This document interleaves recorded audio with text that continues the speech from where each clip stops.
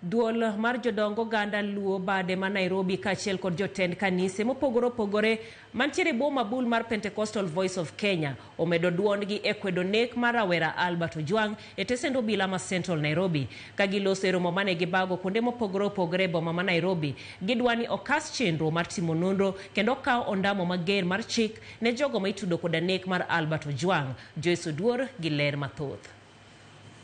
E seche maduol mochung' ne nono tij obila pachoka IPOA medo timo nonro margi mar yango adiera ewi nek mar Albert Ojwang e tesend obila ma Central, jo Kenya podi medo wuok oko mar kwedo nek makoch mar Ojwang.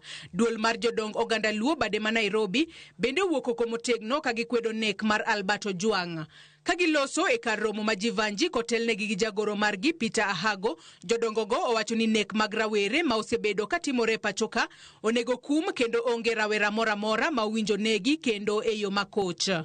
We are standing firm and calling upon the investigating authorities and the government to bring this matter to an end, because it is now too much, and when we lose these young people, where is our future and the future of the country Kenya? Gimanjo timre kumnyathiwa Ojwang, Albert Ojwang. Engima lit. Kendo lit biworo. To gimutimore kuomeni, kik chak timre kendo. Nekech gini kat biro bedo katimore.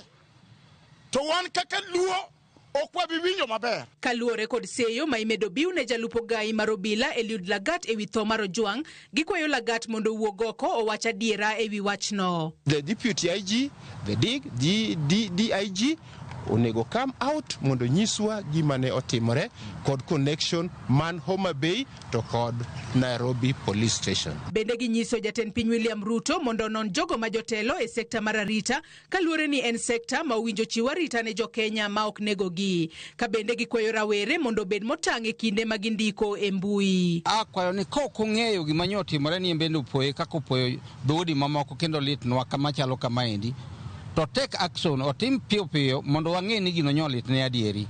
Nikech kok onya timo kamano to chilo nyalo miene ni kata en bende nyoe na igini. Omiyo akwayo ni kila idara jomosemiyo promotion mochung' idara gi tetete mag sirkal nyaka en bende onon gi to gitiyo nade. Ka ng'ato tiyo marach kaka sani ni koro askari no tiyo marach, nyaka wang'e maber ni action mane momiye ok ni iloso tume to tume no ti. Uneno gimotimore jensi masani, uneno gimotimore.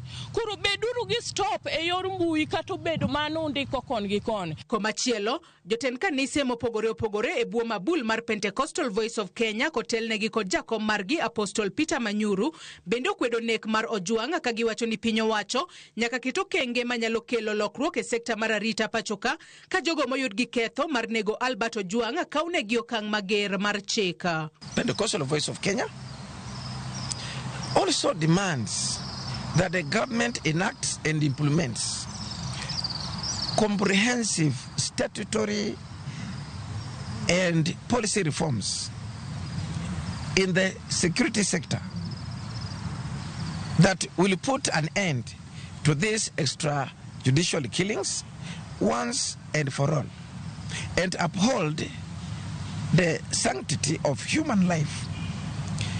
It is only by doing so that we will start to heal as a society and ensure sustained peace and stability in our country. Bende gikwayo ganda jo Kenya mondo miduol marango tijo bila IPOA thuolo makare mar tayo nonro mar yango adiera ewi tho mar Albert. Ok wanyal dhi kod the voice of public no wawinjore ha jogi wacho kama wabed kod faith i organizations go ma serikal oseyiero kaka IPOA kendo wabed kod kwene gibro timo tijgi kaka dwarre mondo adiero yudna ne kakanye. Joyce Oduor, Ramogi TV, Nairobi. Tipo magwang dede koro onyiso kaka ringre Albert Ojwang notere kar thieth ma Mbagathi Bwore Nairobi. Kalore